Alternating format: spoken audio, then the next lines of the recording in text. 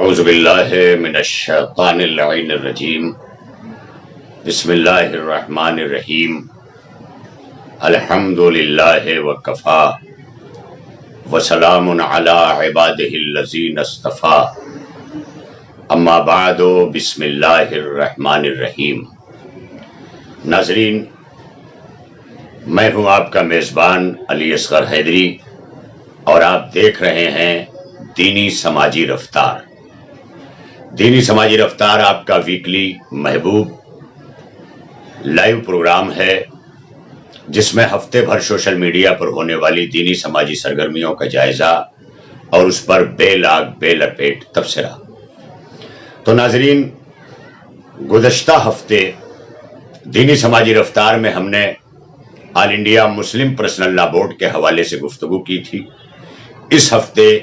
Social media پوری طرح سے سرد رہا، خاموش رہا اور ہماری دینی سماجی سرگرمیوں میں سوشل میڈیا پر ایک سکوت طاری رہا، ایک خاموشی طاری رہی، جس کے نتیجے میں کوئی ایسا واقعہ نمودار نہیں ہوا کہ جس پر کوئی خاص تبصرہ آج آپ کی خدمت میں کیا جائے۔ مگر وہیں پر یہ ضرور کہوں گا اپنے نوجوانوں سے اور اپنے تمام سوشل میڈیا یوزرز سے کہ ہم اپنی دینی تعلیم کو اور اپنے علم دین کو معتبر بنانے کے لیے ان ذرائع کا استعمال کریں کہ جن ذرائع سے علم دین حاصل کیا جاتا ہے۔ سوشل میڈیا علم دین کے حصول کا ذریعہ تو نہیں ہو سکتا، مگر یہ ضرور ہے کہ اس کے ذریعے بہت ساری چیزیں ہماری جانکاری میں آتی ہیں۔ ہم مسلسل علم دین حاصل کریں اور جب ہمارے پاس علم دین آ جائے تو ہم علم دین پر سوشل میڈیا پہ گفتگو کریں۔ ہم کسی بھی گفتگو میں یہ دیکھے بغیر کہ یہ علماء کی بزم ہے، پڑھے لکھوں کی بزم ہے، یا کون لوگ کس ٹاپک پہ گفتگو کر رہے ہیں، ہم یہ سب دیکھنے کے بجائے ہم اس میں کود پڑتے ہیں اور اپنی آرا سے اس گفتگو کو اور اس مفید گفتگو کو مقدر کر دیتے ہیں۔ نتیجے میں وہ گفتگو وہیں کا وہیں ختم ہو جاتی ہے اور اس کے نتیجے میں دوسرے فسادات اور دوسرے نظریات پر لڑائی جو ہے وہ وجود میں آ جاتی ہے، اور اس کے نتیجے میں ہم اسی جگہ پہ کھڑے رہ جاتے ہیں اور وہیں کے وہیں کھڑے رہ جاتے ہیں۔ ضرورت اس بات کی ہے کہ ہم مطالعہ کریں، ہم اسٹڈیز کریں، ہم علم دین کی صحت کے لیے ان کتابوں کی طرف قدم بڑھائیں کہ جن کتابوں سے ہمیں باصحت علم مل سکتا ہے۔ لیکن یہ بھی یاد رہے کہ کتابیں تنہا ہمیں علم نہیں دے سکتی ہیں، بلکہ ہمیں کتابوں کے ساتھ ساتھ اپنے جاننے والوں سے بھی رجوع کرنا پڑے گا۔ زندگی کے جس شعبہ حیات میں جو ہے، اپنے شعبہ حیات کے جاننے والوں سے کتابوں کے ساتھ ساتھ رابطہ رکھے، کیونکہ جس طرح سے ایک اسکول اور ایک مدرسے میں کتابیں کافی نہیں ہیں، بلکہ اس کے لیے ایک معلم، ایک ٹیچر کے اپائنٹ ہونے کی ضرورت ہوتی ہے اور اسے اپائنٹ کیا جاتا ہے تاکہ ہم اس کتاب کو اس معلم کی نگرانی میں پڑھیں، کیونکہ تنہا ہمارے لیے کتاب کافی نہیں ہے۔ ہم نے تو کل نبی کے بعد بھی کتاب کو کافی نہیں سمجھا، اور خود نبی اکرم صلی اللہ علیہ وآلہ وسلم نے اگر کتاب کو کافی سمجھا ہوتا تو کتاب کے ساتھ اہل بیت نبوت کو اور اپنے اقربا اور اپنے اہل بیت کو نہ چھوڑا ہوتا اور یہ نہ کہا ہوتا کہ انی تارکن فیکم الثقلین کتاب اللہ و عترتی اہل بیتی ما ان تمسکتم بہما لن تضلوا بعدی لن یفترقا حتی یردا علی الحوض۔ یعنی قرآن اور اہل بیت اللہ کے رسول نے چھوڑا ہے، جو اس بات کی دلیل ہے کہ قرآن جو ہے وہ اپنی تحریروں کے ذریعے ہمیں علم پہنچائے گا، لیکن اہل بیت طیبین و طاہرین ہمیں محکمات اور متشابہات قرآن سے آگاہ کریں گے۔ قرآن میں ظاہر اور اس کے بعد باطن اور پھر باطن کا باطن، باطن کا باطن، اس طرح ہم قرآن مجید کے علوم تک اسی وقت تک پہنچ سکتے ہیں کہ اللہ نے خود جنہیں علم قرآن دیا ہے، یا جن کے علم قرآن کی صحت کے ساتھ اللہ نے جنہیں منتخب کیا ہے، یا رسول اللہ نے جنہیں کتاب کے ساتھ چھوڑا ہے۔ جب ہم کتاب کے ساتھ جن ہستیوں کو چھوڑا ہے اللہ کے رسول نے، ان تک ہماری رسائی ہوگی اور ان سے ہمارا رابطہ ہوگا، تو ظاہر ہے کہ ہمیں کتاب الہی بھی سمجھ میں آئے گی، کتاب خدا سمجھ میں آئے گی۔ اطرت اہل بیت، اطرت رسول جنہیں اہل بیت طیبین و طاہرین کہا جاتا ہے، جب اللہ کے رسول نے انہیں چھوڑا تو بتایا کہ میرے بعد میرے 12 جانشین ہوں گے، اور آخر میں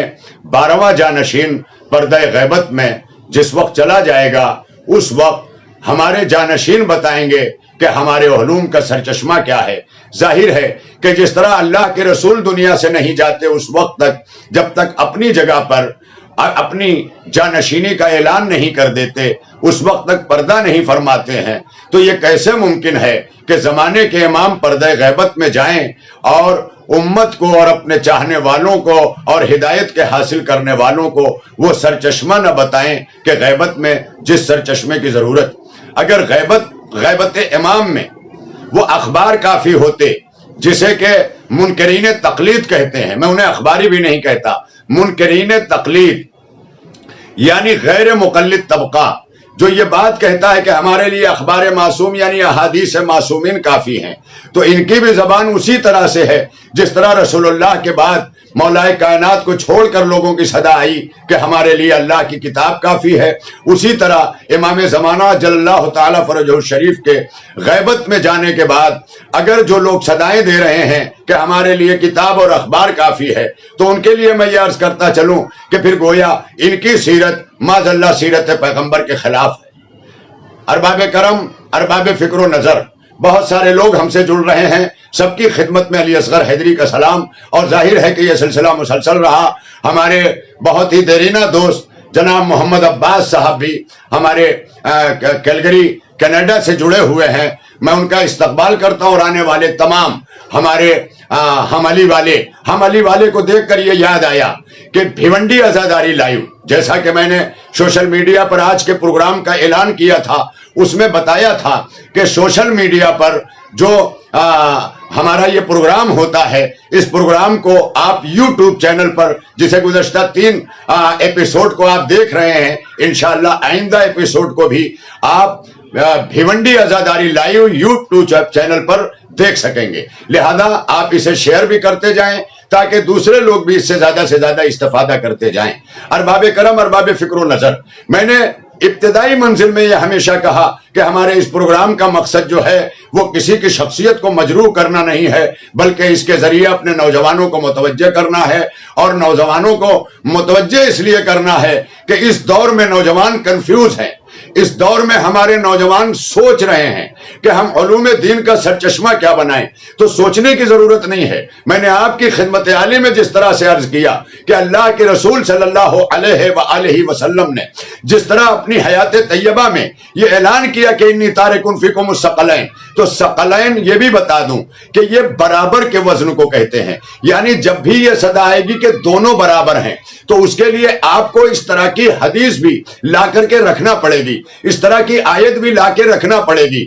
یہ جو ہم اپنے دماغوں اور ذہنوں سے کسی چیز کو اٹھا کر کے کہہ دیتے ہیں دونوں برابر ہیں، تو ظاہر ہے کہ دونوں برابر ہیں، مگر برابری کس منزل پر ہے اور کہاں پر ہے یہ ہم اس وقت تک نہیں سمجھ سکتے ہیں کہ جب تک کہ ہمارے پاس وہ علوم دین نہ آ جائیں کہ جو گفتگو کے لیے، صحت گفتار کے لیے لازم اور ضروری ہے، لہذا وہ علم دین ہمیں رکھنا ضروری ہے۔ میں آپ کی خدمت میں عرض کر رہا ہوں کہ عربی گرامر میں، اور میں نے اسے بارہا اپنی مجلسوں اور اپنی خطابت میں بھی بہت سارے مقامات پر ہندوستان میں اور بیرون ہندوستان میں ممبروں سے خطاب کیا ہے کہ ثقلین یہ عربی کے تثنیہ کا صیغہ ہے، یعنی جب دو برابر کے وزن آ جائیں تو اس کے لیے برابر کا صیغہ استعمال ہوتا ہے۔ جیسے حسن اور حسین علیہ السلام یہ دونوں برابر کے قد ہیں، برابر کے امام ہیں، لہذا ان کے لیے رسول اللہ کے یہ برابر کے نواسے ہیں، لہذا سبتین ہیں، علی و بطول کے برابر کے بیٹے ہیں، لہذا ابنین ہیں۔ اسی طرح سے یہ برابر کے امام ہیں، اس لیے امامین ہیں۔ اسی طرح سے قرآن اور اہل بیت علیہ السلام کو ثقلین کہا گیا، یعنی آپ اس میں کوئی موازنہ نہیں کر سکتے، کوئی فرق نہیں کر سکتے کہ یہ بڑا ہے یا یہ چھوٹا ہے، بلکہ ثقلین بتا رہا ہے دونوں برابر ہیں، اور اتنا برابر ہیں کہ آپ ان میں کسی قسم کا فرق نہیں کر سکتے۔ لیکن وہیں پر آگے چل کر کے آپ کی خدمت عالی میں یہ عرض کروں کہ مولا حضرت ختم مرتبت احمد مجتبی حضرت محمد مصطفیٰ صلی اللہ علیہ وآلہ وسلم نے فرمایا کہ اول ما خلق اللہ نوری، اللہ نے سب سے پہلے میرے نور کو خلق کیا، پھر حدیث مسلسل ہوتی ہے، فرماتے ہیں کہ انا وعلی من نور واحد، میں اور علی ایک ہی نور سے ہیں۔ تو مقام نور میں علی و نبی دونوں برابر ہیں، لیکن جب پیکر بشری میں ڈھل کر منصب میں آتے ہیں تو نبی خاتم النبیین ہیں اور سید الاولیاء ہیں، اور مولائے کائنات نبی خاتم النبیین اور سید الانبیاء ہیں۔ اسی طرح مولائے کائنات یہ ہمارے لیے امام الاولیاء ہیں، اب وہ نبی ہیں، یہ امام ہیں۔ نبوت اور امامت دونوں برابر کے منصب نہیں ہے۔ اسی طرح آپ کی خدمت میں عرض کروں کہ اگر آپ کلی طور پر یہ کہیں کہ یہ دونوں برابر ہیں تو ظاہر ہے کہ برابر ہیں تو برابر چلنا بھی چاہیے، لیکن نبی آگے آگے چل رہے ہیں، علی علیہ السلام پیچھے پیچھے چل رہے ہیں، جو یہ بتانا مقصد ہے کہ ہم برابر نہیں چل سکتے، نبی آگے چلیں گے، علی پیچھے چلیں گے۔ اب ہیں مقام نور میں دونوں برابر۔ اسی طرح سے شورائے کرام، جیسا کہ گزشتہ ایپیسوڈ میں میں نے گزارش کی تھی، اس سے کسی کی دل شکنی مقصد نہیں ہے، بلکہ ان لوگوں تک جنہوں نے ان مصروں کی گونج سنی اور اس کے بعد ظاہر ہے کہ اس کے حوالے سے مولانا عباس ارشاد صاحب نے بھی اپنا ویڈیو جاری کیا، اور اس کے بعد میں نے بھی اللہ آ کر کے آپ حضرات کی خدمت میں معاملے کو رکھا۔ میں شکر گزار ہوں اپنے نوجوان دوستوں کا کہ جنہوں نے ایسی پوسٹ کو اپنے وال سے ہٹا لیا، اپنی پوسٹ کو ڈیلیٹ کیا، بھیجا تبصروں کو ہٹایا۔ میں ان کی خدمت میں عرض کر دینا چاہتا ہوں، اور گزشتہ بھی عرض کیا تھا، میرے کسی ایک نوجوان نے یہ لکھا کہ مولائے کائنات علیہ السلام کے بیٹے امام حسین علیہ السلام ہیں، لیکن جناب زہرا سلام اللہ علیہا نے حضرت عباس کو اپنا بیٹا کہا ہے، لہذا دونوں بطول کے بیٹے ہیں، لہذا دونوں برابر ہیں۔ اب میری سمجھ میں نہیں آتا کہ یہ کیوں ایگزٹ پول کی طرح نوجوان علم دین حاصل کیے بغیر اور علم دین میں غور و فکر کیے بغیر اپنی آرا کو کیوں لا کے رکھ رہے ہیں، اپنی مرضی کو کیوں لا کے رکھ رہے ہیں، کیوں یہ کہہ رہے ہیں دونوں برابر ہیں۔ اگر دونوں برابر ہیں تو ظاہر ہے کہ ایک آقا بن کے چل رہے ہیں امام حسین علیہ السلام، حضرت عباس علیہ السلام خود غلام بن کر کے چل رہے ہیں۔ رہا شاعر اہل بیت، مداح اہل بیت، میرے چھوٹے بھائی عامر فیض آبادی نے جو شعر پڑھا، یقیناً وہ شعر بڑا خوبصورت ہے، اور اکثر شورائے کرام کے یہاں ہم نے یہ دیکھا ہے کہ ردیف تک پہنچتے پہنچتے مطالب بہت اچھے ہوتے ہیں لیکن ردیف چسپا نہیں ہوتی۔ انہوں نے جو پہلے مصرے میں کہا ہے، ایک قوت بخشنے والی، ایک طاقت بخشنے، ایک ہمت بخشنے والی، ایک طاقت بخشنے والی، علم عباس کا خاک شفا، تو ظاہر ہے کہ ان دونوں میں، خاک شفا میں اور حضرت عباس کے علم میں، ظاہر ہے قوت و طاقت بخشنے کی صلاحیت ہے۔ لیکن اب یہ کہا جائے کہ دونوں برابر ہیں تو یہاں ردیف صرف چسپا نہیں ہوئی ہے اور کوئی مسئلہ نہیں ہے۔ لیکن مولانا صفی حیدر صاحب نے اس مقام پر بیٹھ کر جس طرح سے گفتگو کی تھی، انہوں نے برسر منبر جا کر کے گفتگو کر کے یہ کہا کہ جو مطالب پر میں نے اعتراض کیا وہ مطالب اپنی جگہ ہیں، لیکن جو میرا رویہ رہا ہے اس رویے پر انہوں نے اپنا فیصلہ بھی سنایا، مومنین کے سامنے اپنے الفاظ میں انہوں نے اپنا اعتذار بھی پیش کر دیا۔ اب اس کے بعد ساری گفتگو ختم ہو جاتی ہے۔ میں نے دیکھا کہ اسی طرح سے ہمارے ایک نوجوان نے میرے حوالے سے یہ چل کر کے لکھ دیا، جو بھیونڈی عزاداری لائیو کے کمنٹ باکس میں موجود ہے۔ اس میں میں نے کہا تھا کہ خدائے واحد، خدائے وحدہ لا شریک، وہ کسی کا محتاج نہیں، لیکن اہل بیت طیبین و طاہرین اللہ کے محتاج ہیں۔ یہ اس سے کون انکار کر سکتا ہے؟ اس کے بعد پوری کائنات کا ذرہ ذرہ، آسمان، زمین، اطباق زمین، اطباق آسمان، جنت و جہنم، ملائکہ، یہ سب کے سب، یعنی تمام مخلوقات، یہ سب کے سب محتاج اہل بیت ہیں۔ میں خود اور میری نسل بھی، آپ سب بھی، سب کے سب محتاج اہل بیت ہیں۔ لیکن اہل بیت اللہ کے محتاج ہیں، اسی لیے اللہ بے نیاز ہے، اللہ کی ذات بے نیاز ہے، اسے کسی کی احتیاج کی ضرورت نہیں ہے۔ لیکن مولائے کائنات کے سجدے، اہل بیت طیبین و طاہرین کی عبادتیں، یہ تمام چیزیں ہمیں چیخ چیخ کے سبق دے رہی ہیں کہ خود مولائے کائنات نے کہا کہ ہم کائنات میں اللہ نے ہمیں مختار بنایا ہے، اللہ کی جانب سے ہم مختار ہیں۔ مختار کا مطلب یہ ہوتا ہے کہ جس طرح سے پہلے ریاستوں کے اندر، زمینداریوں کے اندر اکثر پراپرٹیز کی دیکھ ریکھ کے لیے، اس کے لین دین کے لیے، اس کے معاملات کرنے کے لیے ایک مختار بنا دیا جاتا تھا، لیکن مختار ایک الگ مسئلہ ہوتا تھا، مالک ایک الگ مسئلہ ہے۔ مالک کے پاس اپروول لینے کے لیے، دستخط لینے کے لیے جانے پر وہ مختار بھی مجبور ہوتا تھا۔ اس طرح کی مجبوری اہل بیت طیبین و طاہرین کے یہاں اگر ہے تو وہ صرف خدائے وحدہ لا شریک کے لیے ہے، اس کے علاوہ معاذ اللہ اہل بیت کی محتاج شریعت بھی ہے، اہل بیت کا محتاج دین بھی ہے، اہل بیت کے محتاج ملائکہ بھی ہیں، اہل بیت کے محتاج کائنات کا ذرہ ذرہ ہے۔ یہ اہل بیت طیبین و طاہرین وہ ہیں کہ جن کی پہلی جو ہے وہ فرد خود حضور احمد مجتبی حضرت محمد مصطفیٰ صلی اللہ علیہ وآلہ وسلم۔ لہذا میں اپنے اس بھائی سے دست ادب جوڑ کے کہتا ہوں کہ وہاں پر کبھی میں نے نہیں کہا ہے معاذ اللہ کہ اہل بیت طیبین و طاہرین محتاج، اگر کہا ہے تو وہ صرف الہی مسائل کے لیے کہا ہے، اور وہ بھی صرف اللہ تعالی کی ذات کے لیے کہا ہے کہ جس کے لیے خود حضور ختمی مرتبہ صلی اللہ علیہ وآلہ وسلم نے اتنے قیام کیے ہیں کہ اللہ کو کہنا پڑا کہ یا ایھا المزمل قم اللیل الا قلیلا۔ مولائے کائنات نے اتنے سجدے کیے ہیں، خود امام حسین علیہ السلام نے زیر خنجر سجدہ کیا ہے، یہ بتانے کے لیے کہ مالک ہم تیری سلطنت میں، تیری خدائی میں تیرے بنائے ہوئے مختار ہیں، لیکن مالک تو ہے۔ لہذا اہل بیت طیبین و طاہرین کی ذوات طیبہ یہ مختار ہے اللہ کی خدائی میں۔ اس سے بڑا میرے پاس ثبوت دینے کے لیے کوئی جملہ نہیں ہے کہ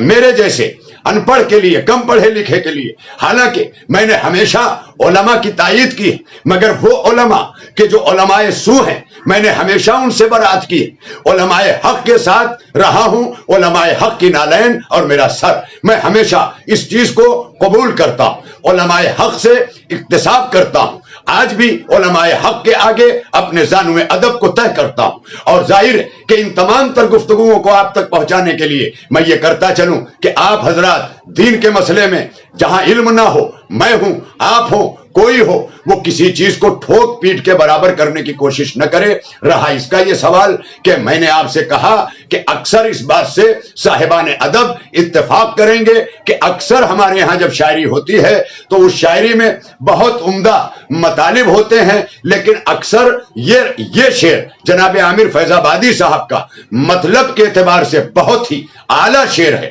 لیکن اس کی ردیف یہاں آ کے چسپاں نہیں ہوئی جب یہ کہا گیا کہ علم عباس کا خاک پرچم کی ہوا اور خاک شفا دونوں برابر ہیں، تو یہ ردیف دونوں برابر ہیں، یہ فقط ردیف چسپاں نہیں ہو پائی جس کے نتیجے میں یہ معاملات ابھر کر کے سامنے آئے۔ مگر الحمدللہ ہمارے پڑھے لکھے نوجوانوں نے، ہمارے بافہم اور باشعور اور ادراک رکھنے والے لوگوں نے بہرحال اسے سمجھا اور سمجھ کر کے لیا، اور مجھے یہ امید ہے کہ آئندہ بھی ہم اس طرح کے مسائل کو سمجھ کر کے لیں گے۔ ایک گزارش دینی مسائل کو میں یہیں پر ٹھہرا کر اب آگے سماج کی طرف آنا چاہتا ہوں۔ کتنا خراب ہو گیا ہے ہمارا سماج، اس کی وجہ یہ ہے کہ نہ ہم کسی کو سماج کا نگراں ماننے کو تیار ہیں اور نہ خود نگراں بننے کو تیار ہیں، یعنی نہ ہمارے اندر کسی کو ماننے کی کیپیسٹی ہے اور نہ ہمیں سماج کا ذمہ دار بننے کی کیپیسٹی ہے۔ ورنہ ہمارے بزرگوں کا طریقہ یہ رہا کرتا تھا کہ کسی بھی جگہ پر،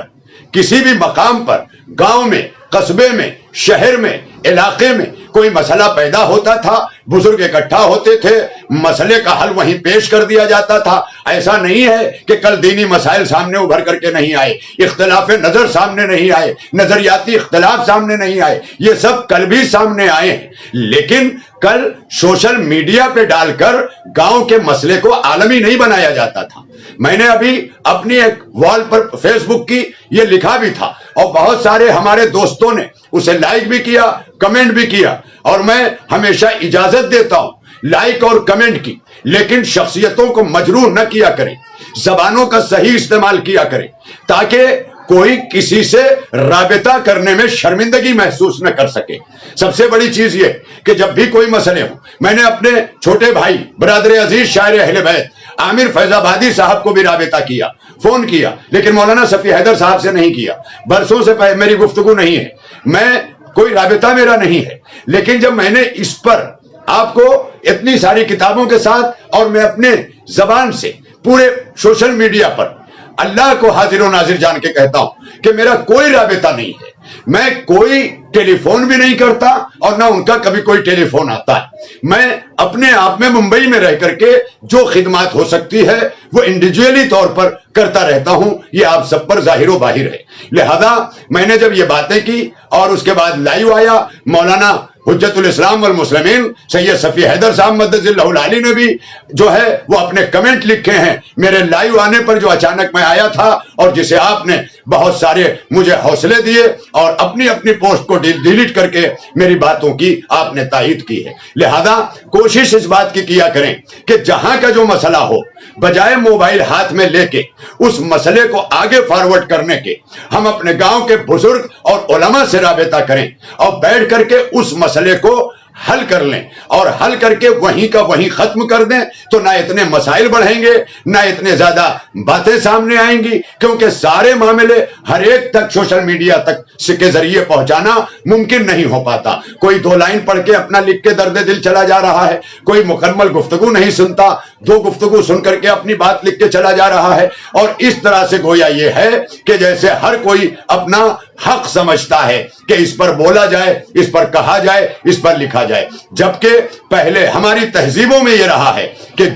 جس کے شعبے کا مسئلہ ہے اسے اختیار دیا جائے۔ انجینئرنگ کا مسئلہ ہے انجینئر حضرات بات کریں، قانون کا مسئلہ ہے وکیل حضرات بات کریں، علم دین کا مسئلہ ہے علماء کرام بات کریں، سیاسی مسئلے ہیں گاؤں کے سماج کے سیاسی قائدین جو ہے وہ حل کریں۔ اب ہر کوئی ہر مسئلے کو حل کرنے کے لیے سوشل میڈیا پہ پہنچ رہا ہے، لہذا اس سے مسائل اور بڑھتے جائیں گے، دوریاں پیدا ہوتی جائیں گی، ایک دوسرے سے اختلافات بڑھتے جائیں گے۔ اختلافات بڑھنے کے نتیجے میں عملی طور پر جب ہم گاؤں اور سماج میں اکٹھا ہوں گے تو ہمارے درمیان نہ جانے کتنے نظریات، کتنی پارٹیاں، کتنی انجمنیں ابھر کر کے وجود میں آئیں گی، اور دونوں ایک دوسرے سے قریب نہیں ہوں گی، کیونکہ دونوں کو دور کر دیا گیا ہے۔ نظریات کی لڑائی لڑوا کر کے سوشل میڈیا پر نقلی آئی ڈیز بنا کر کے، غلط ناموں کی آئی ڈیز بنا کر کے نہ جانے ہمارے بیچ کون گھس گیا ہے، نہ جانے کون گھس جاتا ہے، اور اس طرح سے ہمارے درمیان دوریاں بنا کر کے چلا جاتا ہے۔ لہذا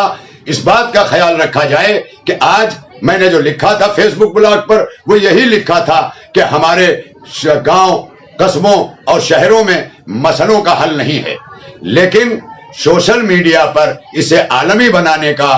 جو ہے وہ ہر ایک کے پاس ملکہ بھی ہے، کیونکہ جتنوں کے پاس موبائل ہے وہ مسئلوں کو آگے بڑھا کر کے اسے عالمی بنا دیتا ہے۔ بات ہندوستان کے کسی گاؤں کی ہوتی ہے اور گونج پاکستان میں ہو رہی ہوتی ہے، ایران میں ہو رہی ہوتی ہے، امریکہ میں ہو رہی ہوتی ہے۔ کیا مسئلہ ہے جو لوگ جانتے نہیں، جن کے ذمے نہیں ہے، آج انہیں ہم مسئلے کو پہنچا رہے ہیں؟ کیا ہم اتنے کمزور ہیں اپنے گاؤں قصبوں میں؟ تو پھر اگر ہم اتنے کمزور ہیں تو ہم اپنی کمزوری کا حل خود تلاش کریں کہ ہماری کمزوری کا سبب کیا ہے، ہم اتنے کمزور ہوئے کیوں ہیں۔ اس کا سبب یہی نظر آتا ہے کہ ہم اچھے لباس پہن کر کے گاؤں میں سلام تو چاہتے ہیں، لیکن بے لباسوں کو لباس پہنانا نہیں چاہتے۔ ہم اچھا گھر بنا کر کے گاؤں میں سلام تو چاہتے ہیں، لیکن جو بیچارے بے گھر ہیں ان کے لیے ہم نہیں سوچ رہے ہیں، اور یہی سب چیزیں ہمیں ہلکا کر دے رہی ہیں، ہمیں بے وزن کر کے رکھ دے رہی ہیں۔ یہی وجہ ہے کہ ہم میں ایک دوسرے پر جب احسان کرنے کا جذبہ نہیں ہے تو ظاہر ہے کہ ممنون احسان ہونے والا بھی کوئی نہیں ہے کہ جو ہماری گفتگوؤں کو سن سکے، ہمارے وزن کو محسوس کر سکے۔ لہذا اس کے لیے ضرورت ہے کہ ہم اپنے سماج میں کام کرتے ہوئے نظر آئیں، اور وہ کام کہ جو پبلک ہت میں ہو، وہ کام کہ جو خدمت خلق کے لیے ہو۔ پہلا خدمت خلق ہے، اس کے بعد قومی جذبہ ہے، اور اس کے بعد ملی جذبہ ہے، اور ملی جذبہ کے بعد پھر ایک حسینی جذبہ ہے۔ حسینی جذبہ جتنے بھی کربلا کے 72 ہیں، 72 خیام ہیں، لیکن 72 میں سے کوئی ایک دوسرے کو کہیں سے نہ الگ سمجھ رہا ہے نہ الگ ہو رہا ہے۔ اسی طرح حسینی ہونے کا مقصد یہ ہے کہ جہاں کہیں بھی حسینیت کے استحکام اور فروغ کی منزل آئے، وہاں سب کے سب حسینی ہیں، اور حسینی بن کر کے سماج کو استحکام دے، سماج کے اندر وزن پیدا کریں، اور سماجی مسائل کو جہاں کا ہے۔ یہی مسئلہ ایک مجلس کا تھا اعظم گڑھ کی ایک گاؤں کے اندر، جہاں ایک شاعر اہل بیت کو پیشخانی کرنی ہے، مولانا کو مجلس پڑھنی ہے، وہاں پر ایک مسئلہ ہو گیا، سوشل میڈیا پر خوب چلا، تبرک کی طرح بانٹا گیا اور ہاتھ پھیلا کر کے لیا گیا۔ کیا ہوا؟ نتیجہ یہ ہوا کہ لوگ ایک دوسرے کے خلاف لکھنے لگے، ایک دوسرے کی عزتیں لینے لگے، ماضی کے مسئلے نکالے جانے لگے، ایسا ہوا ویسا ہوا، ماضی میں بھی یہ ادارہ ایسا رہا، ماضی میں بھی یہ مومن مولوی ایسا رہا، ماضی میں بھی یہ شاعر ایسے رہے۔ یہ ساری چیزیں لے کر کے جب سامنے آئی گئی تو نتیجہ یہ ہوا کہ اختلاف پیدا ہوا، اور ایسے اختلاف آئندہ نہ پیدا ہو۔ میں یہی چاہوں گا کہ سوشل میڈیا کے حوالے ان مسائل کو نہ کیا جائے کہ جس کو بیٹھ کر کے حل کیے جانے کی ضرورت ہے، اور اس ضرورت پر زیادہ سے زیادہ زور دیا جائے۔ ہمارے یہاں نمازیں قائم ہیں، نمازوں میں ہم 5 وقت اکٹھا ہوتے ہیں، جمعہ قائم ہے، ہم جمعے میں ہفتے میں ایک بار جمع ہوتے ہیں، ان جگہوں پر اکٹھا ہو کر کے اپنے عالم دین کے ساتھ، اپنے قوم کے بزرگوں کے ساتھ، اپنے قوم کے دانشوروں کے ساتھ سب بیٹھیں اور سب طبقہ نماز میں جائے۔ جب سب جائیں گے تو نماز جہاں ایک طرف پڑھی جاتی ہے، اللہ کا حکم ہے، وہیں پر جماعت سے پڑھنے کا جو حکم آیا ہے وہ اسی لیے آیا ہے کہ اللہ چاہتا ہے کہ تم سب آپس میں ایک دوسرے سے ملاقاتیں کرو، اور وہ ملاقات میرے گھر میں کرو۔ جب میرے گھر میں کرو گے تو تمہارے دل و ذہن میں کسی کا تصور نہیں رہے گا، نہ کسی کے گھر میں رہنے کا جو ہے وہ روب رہے گا، نہ کسی کے گھر میں بیٹھے رہنے کا دبدبہ تمہارے اوپر قائم ہوگا۔ اللہ کے گھر میں آؤ، انصاف کی باتیں کرو، ایکتا کی باتیں کرو، اتحاد کی باتیں کرو، عدل کی باتیں کرو، ایک دوسرے کے ساتھ احسان کی باتیں کرو۔ جو جس قد کا ہے اپنے قد کے اندر وزن بھرنے کے لیے ویسے کام کرے، تاکہ ان کاموں کے ذریعے معاشرے میں اس کا وزن اور بڑھے۔ کیونکہ ہم نے دیکھا ہے کہ پہلے ہمارے بزرگ اپنی آنکھوں کی روپ پر اڑتے ہوئے طوفانوں کو روک لیا کرتے تھے۔ جہاں بفرے ہوئے نوجوانوں کے سامنے آ کے کھڑے ہو جاتے تھے اور آنکھیں ایسے دکھا دیتے تھے تو اس وقت نوجوان تتر بتر ہو جاتے تھے۔ اس کی وجہ کیا تھی؟ یہ نوجوانوں کے بھی خیر خواہ تھے، یہ نوجوان گھروں پر بھی احسان کرنے والے بزرگ تھے، یہ اچھے برے وقتوں میں سماج کے ساتھ کھڑے ہوتے تھے۔ لیکن آج ہمارے یہاں سماج نام کا کوئی تصور نہیں ہے۔ اسی لیے آپ کی خدمت میں دینی سماجی رفتار لے کر کے آیا، تاکہ دین کے ساتھ ساتھ ہم سماج پر بھی گفتگو کر سکیں، کیونکہ دین ہی ہمیں ایک سماج دے رہا ہے، ایک ایسا سماج دے رہا ہے کہ جو دنیا سے لے کر کے آخرت تک میں ہمیں سرخرو کر رہا ہے۔ میں اپنے تمام آنے والوں کا ایک بار پھر استقبال کرتا ہوں، جو ٹھہرے ہوئے ہیں ان سب کا شکر گزار ہوں، اور اسی کے ساتھ ساتھ دس بستہ یہ بھی گزارش کرتا ہوں کہ دینی سماجی رفتار ہمارا ہر اتوار کو 10 بجے ہونے والا لائیو پروگرام، اسے آپ شیئر کرنا نہ بھولیے، اپنا کمنٹ بھی کیجئے، تاکہ آئندہ اور بھی جن چیزوں کی ضرورت رہ سکے میں دین و ملت کا، دین و سماج کا خادم بن کر کے اپنے گھر سے بغیر کسی دباؤ میں، بغیر کسی ہدیے اور لفافے کے، بغیر کہیں جائے، میں اپنے گھر سے حق پہنچانے کا جو کام کر رہا ہوں، انشاءاللہ آپ کے نیک اور مفید مشوروں کو میں اس میں شامل کروں گا، اور یہ آپ سے وعدہ کرتا ہوں کہ میں مزدوری بھی کروں گا، میں اپنے بچوں کو رزق حلال لانے کے لیے انتظار نہیں کروں گا کہ قوم پکارے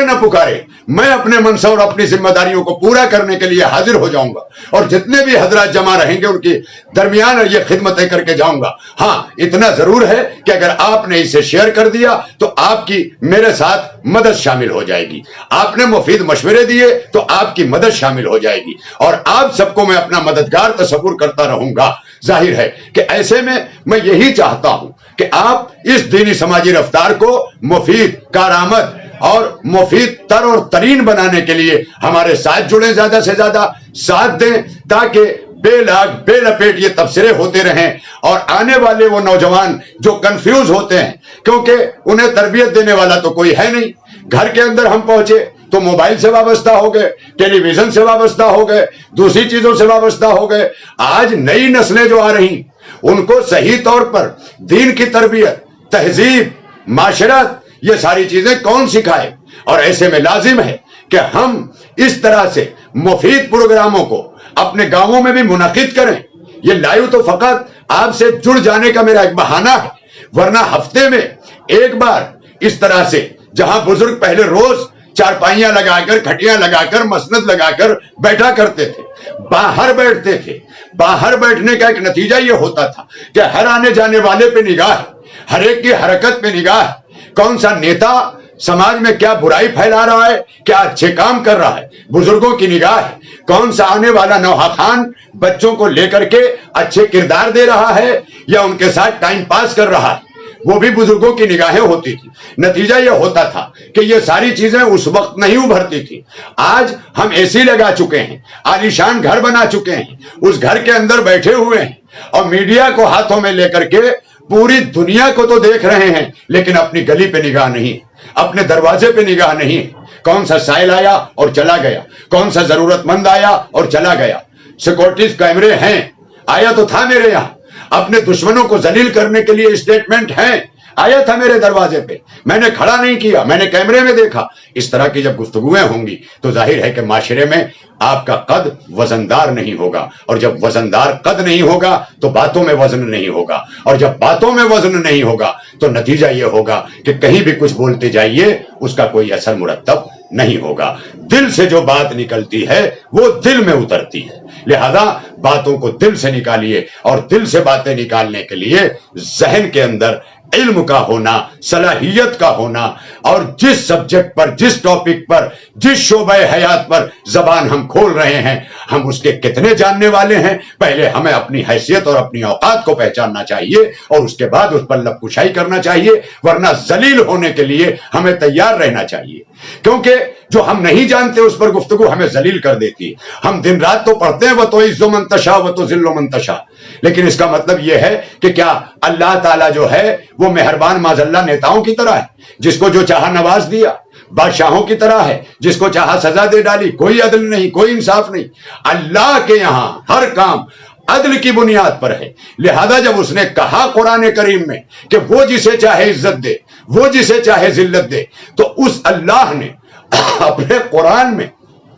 اور اپنے نبیوں کے ذریعہ, اماموں کے ذریعہ یہ پیغام بھجوا دیا کہ یہ عزت کے کام ہیں, یہ ذلت کے کام ہیں. اب تم ذمہ دار ہو کہ تم عزت کے کام کرو گے تو عزت دار کہلاؤ گے, ذلت کے کام کرو گے تو ذلیل ہو جاؤ گے. اور اب اگر ذلیل ہوتے ہو تو تم کو اللہ نے ذلیل کیا ہے, کیونکہ تم نے ذلت کا کام کیا ہے, اور عزت پاتے ہو تو تم کو اللہ نے عزت دی ہے, کیونکہ تم, یہی تو حضرات آل محمد علیہ الصلوۃ والسلام نے اپنے خطبوں میں کہا, بی بی زینب سلام اللہ تعالی علیہا نے دربار یزید میں کہا ہے کہ عزت اللہ نے ہمیں بخشی ہے. اس سے یہ پتا چلتا ہے کہ وَتُعِزُّ مَن تَشَاءُ وَتُذِلُّ مَن تَشَاءُ, یعنی عزت دارانہ کام کیجئے تو عزت ملے گی, ذلت کے کام کریں گے تو ذلت ملے گی. اللہ کی ایک عدالت ہے, اللہ جسے چاہے, یہ چاہے کا مطلب کیا ہے, اللہ عدل کے ہی اصولوں پہ سب کچھ چاہتا ہے. لہذا توحید کے فوراً بعد عدل ہے, تب نبوت کا سلسلہ جاری ہے, تب امامت کا سلسلہ جاری کیا ہے. پہلے اپنی توحید کے فوراً بعد جب ہم سے رابطہ کرنا چاہا تو توحید اور انبیاء کے درمیان عدل کو رکھا, تاکہ یہ پیش نظر رہے کہ اللہ کی نوازشات کسی ایسے بادشاہ کی طرح نہیں ہے کہ جس کے من میں آیا جسے جو چاہا نواز دیا, جس سے جو چاہا چھین لیا. ان کے ہاں عدل نہیں ہے. اکثر بادشاہ عادل نہیں ہوتے, اکثر نیتا عادل نہیں ہوتے, اکثر جو ہے حکومتیں چلانے والے عادل نہیں ہوتے, لیکن اس کا یہ مطلب نہیں ہے کہ نہیں ہے, عادل بھی ہیں, عدل کرنے والے بھی ہیں. اور جو عدل کرنے والے بھی ہیں, نوشیروان عادل بن کے, وہ مسلمان نہیں تھا لیکن اسلام نے بھی اس کے عدل کی تعریف کی. خود حضور ختمی مرتبت صلی اللہ علیہ وآلہ وسلم نے نوشیروان عادل کے عدل کی تعریف کی. آپ کو بھی اتنا بڑا دل رکھنا پڑے گا کہ اگر غیر مذہب کا انسان بھی عدل کر رہا ہے تو آپ کو اس کی عزت کرنا ہوگی, آپ کو اس کا ساتھ دینا ہوگا. یہ ہے عدل کا تقاضا. اسی طرح سخاوت کرنے والا سخی اسلام میں عزت دار ہے, اور عزت دار کو عزت ملے گی. اللہ کے رسول نے حاتم کی سخاوت کا بھی ذکر کیا, اور ذکر کر کے یہ بتایا کہ اسلام عدل کرنے کے لیے مذہب نہیں دیکھتا. اسلام کوئی بھی عدل کرنے والا اگر عادل ہے تو اس کی تعریف کرے گا, اور اسلام کے ذریعے, پیغمبر اسلام کے ذریعے عادل کے عدالت کی تعریف کیا جانا. ہم اپنے ملک کی عدالت کی کیوں تعریف کرتے ہیں؟ کیونکہ عدالت ہے ہی قابل تعریف, لیکن اگر عدالتوں میں عدل نہ ملے تو پھر ظاہر ہے کہ عدل کرنے والا ذلیل ہو جائے گا. یہ ہے, لہذا عزت کے کام کریں گے تو عزت ملے گی, ذلت کے کام کریں گے تو ذلت ملے گی. لہذا ارباب کرم, ہمیں دین کے ساتھ ساتھ, جیسا کہ ابتدا میں نے کہا کہ نوجوانوں علم دین پر حق علماء ہی کے پاس رہنے دیں. تھوڑا موڑا ایک پیج کہیں سے پڑھ لیا, واٹس ایپ پر حوالے لکھ کر کے بھیج دیے گئے, آپ نے کتاب بھی نہیں دیکھی, سارے حوالے مار دیے. ہو سکتا ہے وہ حوالے ہی غلط پرنٹ ہوئے ہوں, آپ کو ذلیل کر دیں. تو اندھیرے میں تیر نہ چلائیے. لہذا یہ پڑھے لکھوں کے حوالے کر دیجئے. جائیے, جو بات سمجھ میں نہ آئے آپ اس کے اسپیشلسٹ سے, اس کے جو ماہرین ہیں ان سے رابطہ کیجئے. علم دین کا مسئلہ آئے علماء سے رجوع کیجئے. ضروری نہیں ہے کہ ایک ڈاکٹر کے ہاں آپ گئے وہیں شفا مل گئی. آپ کو 2-4 ڈاکٹر کے ہاں کبھی کبھی ڈاکٹر بدلنا پڑتا ہے. اسی طرح آپ علی اصغر حیدری کے پاس آئے, چھوٹا سا مولوی ہے, ہو سکتا ہے اس کے پاس مسئلہ حل نہ ہو, امام جمعہ کے پاس چلے جائیں. امام جمعہ کے پاس جائیں, وہ جامع الشرائط ہے, وہ ہم سے بڑے عالم ہیں. لہذا وہاں جائیں, بدلیں جب تک اس کا حل نہ ملے. یہ نہیں کہ ہم ان کے پاس گئے تھے, انہوں نے. آج ایسے ایسے لوگ ہیں سوال کرنے والے, مولانا ہم نے جتنے مولانا آئے سب سے سوال کر ڈالا, اب آپ سے کر رہے ہیں. یہ اس طرح کی چیزیں کر کے ہمیں کیا ملے گا؟ ہم کیا بتانا چاہتے ہیں؟ ارے ہم اگر کچھ بننا ہی چاہتے ہیں تو پڑھیے لکھیے, ڈاکٹر بن جائیے, انجینئر بن جائیے, کمپٹیشن میں بیٹھیے, IAS بنیے, IPS بنیے, وکیل بنیے تاکہ جج بن جائیے, عالم بنیے تاکہ مرجع بن جائیے. کچھ بنیے. کچھ بنے ہی نہیں, خالی لوگوں کو بنا رہے ہیں, نہ جانے کیا کیا بنا رہے ہیں. عالم کو عالم نہیں سمجھتے, ہم نہیں سمجھتے. سوشل میڈیا پر آ کر کے ہم اسے عالم نہیں سمجھتے, ہم اسے ڈاکٹر نہیں سمجھتے. ارے آپ کے سمجھنے نہ سمجھنے کے کیا ہے؟ جہاں سے وہ عالم بنا ہے وہاں سے اس کو سند ملی ہے, جہاں سے وہ ڈاکٹر بنا ہے وہاں سے سند ملی ہے. تو جو اس علوم کے ماہرین تھے انہوں نے اس کو سند دے کر کے بتا دیا کہ یہ اس قابل ہے. اب آپ نہ سمجھیں, آپ نہیں سمجھتے, آپ جس ڈاکٹر کو نہیں سمجھتے نہ علاج کرائیے. تو کیا ڈاکٹر کو گالی دیں گے آپ؟ نہیں, اس کا ہرگز مطلب نہیں ہے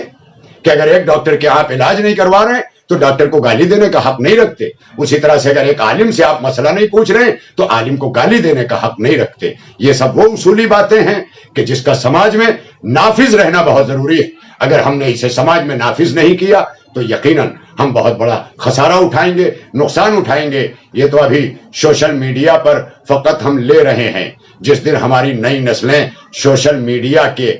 کو نافذ اور امپلیمنٹ کرنا شروع کر دے گی اپنی پریکٹیکل لائف میں, تب اس وقت بہت پچھتاوا ہوگا. تب کوئی ہنس کے کہے گا اب پچھتائے کا ہوت جب چڑیاں چگ گئی کھیت. چڑیوں کو کھیت مت چگنے دیجئے, اس کی رکھوالی کیجئے, اس کی حفاظت کیجئے. لہذا میں آج کے ایپیسوڈ میں یہیں تک, انشاءاللہ آئندہ ہفتے پھر آئندہ اتوار کو دینی سماجی رفتار, جو ہر اتوار رات 10 بجے اسی ID پر اور YouTube چینل بھیونڈی عزاداری لائیو پر بھی آپ دیکھ سکتے ہیں. لہذا اسے آپ شیئر کرنا نہ بھولیں, اپنے کمنٹ بھی کریں, اپنے لائک بھی کریں, تاکہ آپ کے ذریعے یہ پروگرام زیادہ سے زیادہ مقبول ہو سکے. اور اس مقبولیت کے ساتھ انشاءاللہ آپ کا یہ بھائی, آپ کا یہ میزبان, دینی سماجی رفتار کا میزبان ہمہ وقت آپ کے مسائل کو لے کر کے آپ کے سامنے حاضر ہے. اور انشاءاللہ اس پر گفتگو ہوتی رہے گی. جو چیزیں میں خود نہیں جانتا, یہاں آنے سے پہلے اپنے علماء سے, اپنے دانشوروں سے اور لوگوں سے, الگ الگ علاقے کے لوگوں سے مسائل پہ گفتگو کرتا ہوں. اور گفتگو کرنے کے بعد آپ کی خدمت عالی میں حاضر ہوتا ہوں. جب تک کے لیے ایک مرتبہ پھر اجازت دیجئے. ہمارا یہ پورا ہفتہ اللہ کرے خیر و عافیت سے گزرے, بے روزگاروں کو بہترین روزی ملے, جو لوگ پریشان ہیں اللہ ان کی پریشانیوں کو دور کرے, جو لوگ فقر و فاقے سے ہیں اللہ ان کے فقر و فاقوں میں ان کی مدد فرمائے, اور جو لوگ جو یتیم ہیں اللہ یتیموں کے حقوق ادا کرنے کی ہمیں توفیق عطا فرمائے. اسی طرح سے ہر مقام پر جو لوگ لاولد ہیں اللہ اولاد نرینہ عطا کرے. اسی طرح جو بیٹیاں اب تک ناقد خدا ہیں انہیں غیب سے رشتے فراہم کرے. جن کے رشتے فراہم ہیں مگر ان کے ماں باپ ان کے ہاتھ پیلے کرنے اور سماجی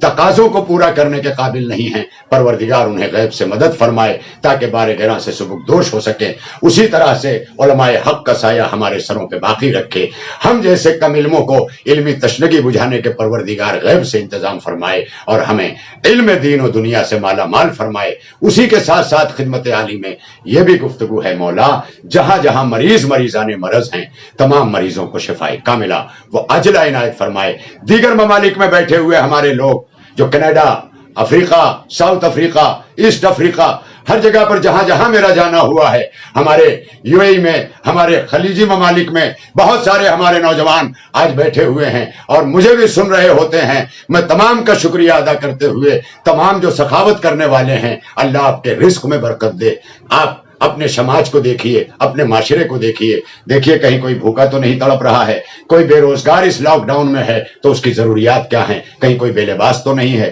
کہیں کسی ماں کے لبوں کی مسکراہٹ تو نہیں چھینی ہوئی ہے، کہیں کوئی ماں بچوں کو لے کر کے منصوبے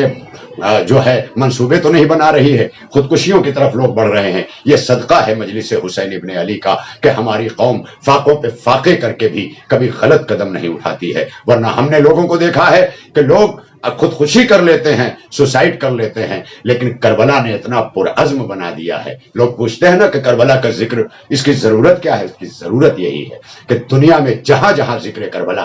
ہوتا رہے گا، وہاں وہاں فقر و فاقے کی یہ داستان انسان کو جرأت بھی دے گی، قوت بھی دے گی، ہمت بھی دے گی۔ میں اسی کے ساتھ ساتھ آخری میں اپنے اس ایپیسوڈ کے ذریعے مولانا حجت الاسلام والمسلمین سید صفی حیدر صاحب قبلہ اور برادر عزیز شاعر اہل بیت جناب عامر فیض آبادی صاحب دونوں کا شکریہ ادا کرتا ہوں کہ آپ دونوں حضرات نے بہت بڑا دل کر کے سوشل میڈیا کے غیر موزوں اور غیر مہذب افراد کو زبانیں کھولنے اور ہاتھ چلانے سے روک دیا اپنے عمل سے، اور ایسے ہی عمل آئندہ بھی انشاءاللہ ہماری بستیوں میں ہوتا رہے گا۔ تو سوشل میڈیا پر ڈال کر اس کے مسئلے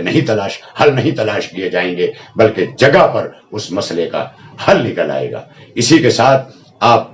اللہ کی امان میں رہیے، مولا کی حفظ و امان میں رہیے، مولا کائنات کے حوالے رہیے، امام زامن کے حوالے رہیے، امام زمانہ عجل اللہ تعالیٰ فرجہ الشریف آپ کو اپنا شمار کریں، اپنے لشکر میں شامل فرمائیں۔ اسی دعا کے ساتھ آپ سے اگلے ہفتے پھر ملاقات ہوگی۔ آنے والے 2-1 وقتوں میں کمنٹ پڑھنے تک آپ کی خدمت میں رکتا ہوں۔ اگر کوئی صاحب کوئی کمنٹ لکھنا چاہیں تو میں انشاءاللہ آئندہ ہفتے جو ضروری کمنٹس ہوں گے، مفید مشورے ہوں گے، انشاءاللہ میں اسے اگلے ایپیسوڈ میں شامل کر کے اس پر بھی گفتگو کروں گا۔ اس کے باوجود بھی اگر کسی کو میری گفتگو کہیں ذاتی لگے، تلخ لگے، تو اس کو دینی اور سماجی رفتار کا ایک حصہ سمجھ کر مجھے معاف فرمائیے گا، اور اپنی دعاؤں میں بھی علی اصغر حیدری کو نہ بھولیے گا۔ وآخر دعوانا ان الحمد للہ رب العالمین۔